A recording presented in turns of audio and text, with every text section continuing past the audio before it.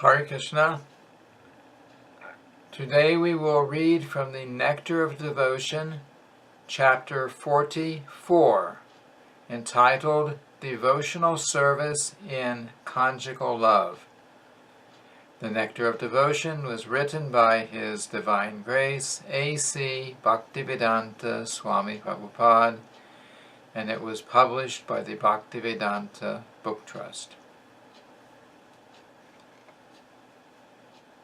A pure devotee's attraction to Krishna in conjugal love is called devotional service in conjugal love. Although such conjugal feelings are not at all material, there is some similarity between this spiritual love and material activities. Therefore, persons who are interested only in material activities are unable to understand this spiritual conjugal love, and these devotional reciprocations appear very mysterious to them. Rupa Goswami therefore describes conjugal love very briefly.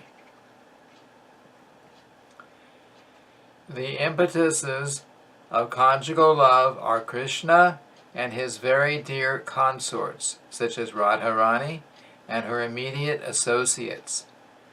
Lord Krishna has no rival. No one is equal to him, and no one is greater than him. His beauty is also without any rival, and because he excels all others in the pastimes of conjugal love, he is the original object of all conjugal love.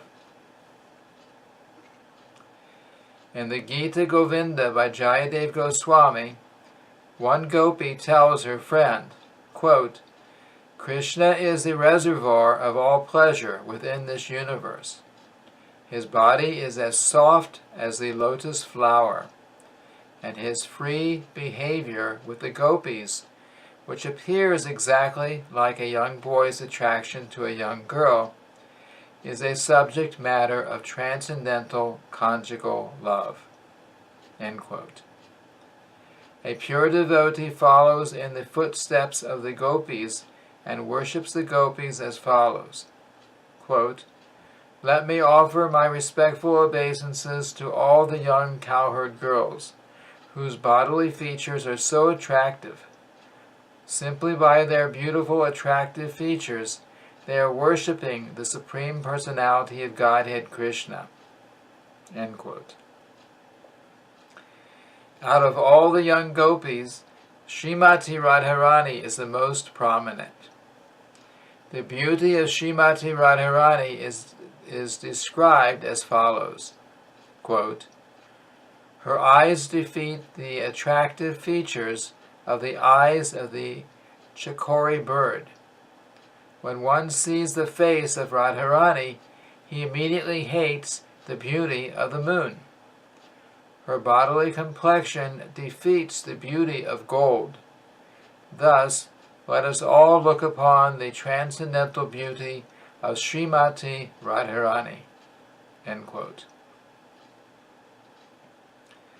Krishna's attraction for Radharani is described by Krishna himself thus, quote, "When I create some joking phrases in order to enjoy the beauty of Radharani, Radharani hears these joking words with great attention, but by her bodily features and counter words she neglects me, and I even possess unlimited pleasure by her neglect of me, for she becomes so beautiful that she increases my pleasure 100 times.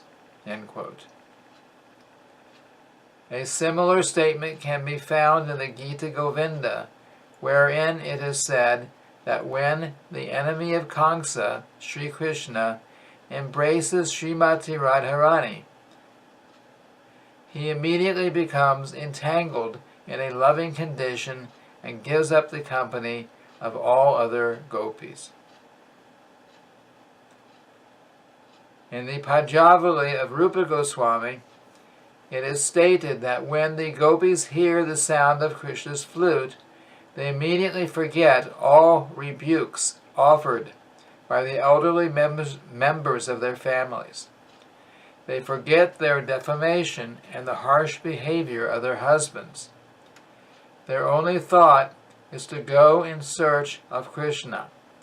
When the gopis meet Krishna, the display of their exchanging glances, as well as their joking and laughing behavior, is called anubhava, or sub-ecstasy, in conjugal love.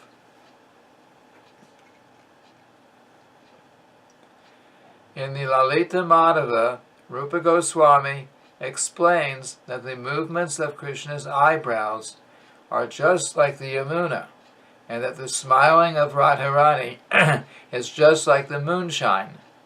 When the Yamuna and the moonshine come in contact on the bank of the river, the water tastes just like nectar, and drinking it gives great satisfaction. It is as cooling as piles of snow.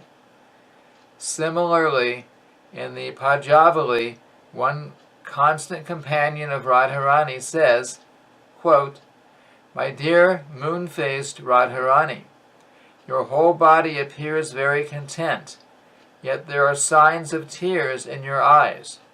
Your speech is faltering, and your chest is also heaving. By all these signs, I can understand that you must have heard the blowing of Krishna's flute, and as a result of this, your heart is now melting." End quote. In the same Pajavali, there is the following description, which is taken as a sign of frustration in conjugal love. Srimati Radharani said, quote, "Dear Mr. Cupid, please do not excite me by throwing your arrows at my body. Dear Mr. Air, please do not arouse me with the fragrance of flowers. I am now bereft of Krishna's loving attitude, and so, under the circumstances, what is the use of my sustaining this useless body? There is no need for such a body by any living entity." End quote.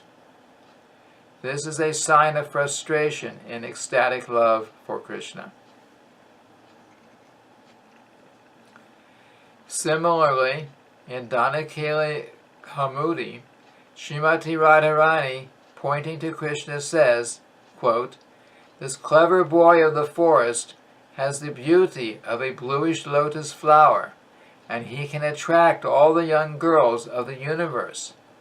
Now, after giving me a taste of his transcendental body, he has enthused me, and it is more than I can tolerate. I am now feeling like a female elephant who has been enthused by the male elephant." End quote. This is an instance of jubilation in ecstatic love with Krishna. The steady ecstasy of conjugal love is the original cause of bodily enjoyment. In the Pajavali, this original cause of union is described when Radharani tells one of her constant companions, quote, "My dear friend, who is this boy whose eyelids, dancing constantly, have increased the beauty of his face and attracted my desire for conjugal love? His ears are decorated with buds of ashoka flowers, and he has dressed himself in yellow robes. By the sound of his flute, this boy has already made me impatient." End quote. The conjugal love of Radha Krishna is never disturbed by any personal consideration. The undisturbed nature of the conjugal love of Radha and Krishna is described thus, quote, "Just a little distance from Krishna was Mother Yashoda, and Krishna was surrounded by all his friends. In front of his eyes was Chandravali, and at the same time on a chunk of stone in front of the entrance to Vraja stood the demon known as Vrishasura. But even in such circumstances, when Krishna saw Radharani standing just behind a bush, of many creepers. Immediately his beautiful eyebrows moved just like lightning toward her." End quote. Another instance is described as follows, quote, "On one side of the courtyard, the dead body of Shankasura was lying, surrounded by many jackals. On another side were many learned brahmanas, who were all self-controlled. They were offering nice prayers, which were as soothing as the cool breeze in summer. In front of Krishna, Lord Baladev was standing, causing a cooling effect, and even amid all these different circumstances of soothing and disturbing effects, the lotus flower of ecstatic conjugal love that Krishna felt for Radharani could not wither." End quote. This love of Krishna for Radharani is often compared to a blooming lotus. The only difference is that Krishna's love remains ever increasingly beautiful.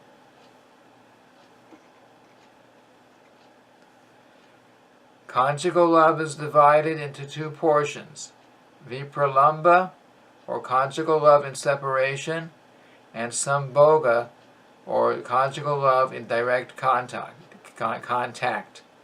Vipralamba, separation, has three divisions, known as 1. Purva raga, or preliminary attraction; 2. Mana, or seeming anger; and 3. Pravas, or separation by distance.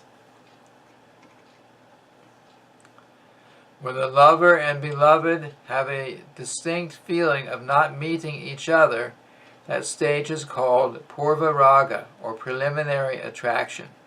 In Pajavali, Radharani told her companion, quote, "My dear friend, I was just going to the bank of the Yamuna, and all of a sudden a very nice boy, whose complexion is like a dark blue cloud, became visible in front of my eyes. He glanced over me in a way that I cannot describe, but since this has occurred, I am sorry that I can no longer engage my mind in the duties of my household affairs." End quote. This is an instance of preliminary attraction for Krishna. In Srimad Bhagavatam, 10th Canto, 53rd chapter, verse 2, Krishna told the messenger Brahmana, who came from Rukmini, quote, "My dear Brahmana, just like Rukmini, I cannot sleep at night, and my mind is always fixed on her. I know that her brother Rukmi is against me, and that due to his persuasion, my marriage with her has been cancelled." End quote. This is another instance of preliminary attraction. As far as mana, or anger, is concerned, there is the following incident described in Gita Govinda. Quote, "When Srimati Radharani saw Krishna enjoying himself in the company of several other gopis, she became a little jealous because her special prestige was being dimmed. Therefore, she immediately left the scene and took shelter in a nice flower bush where the black drones were humming. Then, hiding herself behind the creepers, she began to express her sorrow to one of her consorts." End quote. This is an instance of seeming disagreement. An example of pravas, or being out of contact because of living in a distant place, is given in the Pajavali as follows. Quote, "Since the auspicious day when Krishna left for Mathura, Srimati Radharani has been pressing her head on one of her hands and constantly shedding tears. Her face is always wet now, and therefore there is no chance of her sleeping for even a moment." End quote. When the face becomes wet, the sleeping tendency is immediately removed. So when Radharani was always weeping for Krishna because of her separation, there was no chance of her getting any sleep for herself. In the Prahlad Samhita, Uddhava says, quote, "The Supreme Personality of Godhead, Govinda, panic-stricken due to being pierced by the arrows of Cupid, is always thinking of you, the gopis, and he is not even accepting his regular lunch, nor is he getting any proper rest." End quote. When the lover and beloved come together and enjoy one another by direct contact, this stage is called Sambhoga. There is a statement in Pajavali as follows, quote, "Krishna embraced Srimati Radharani in such an expert manner that he appeared to be celebrating the dancing ceremony of the peacocks." End quote. Sri Rupa Goswami thus ends the 5th wave of the ocean of the nectar of devotion. He offers his respectful obeisances to the Supreme Personality of Godhead, who appears as Gopal, the eternal form of the Lord. Thus ends the Bhaktivedanta summary study of the 3rd division of Bhakti Rasamrita Sindhu in the matter of the 5 primary relationships with Krishna. Thank you very much. Hare Krishna.